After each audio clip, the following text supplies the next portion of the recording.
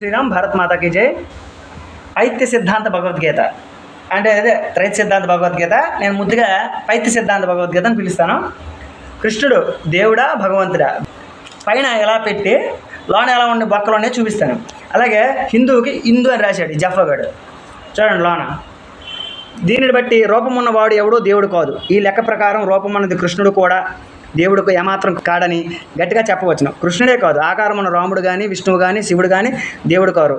ఎవరో దేవుడు అని అడిగితే మేము మాత్రం విష్ణువుతో మొదలుగా 33 కోట్ల దేవతలు ఎవరు దేవుడు కాదని చెప్పవచ్చుతున్నాము అని చెప్పారు.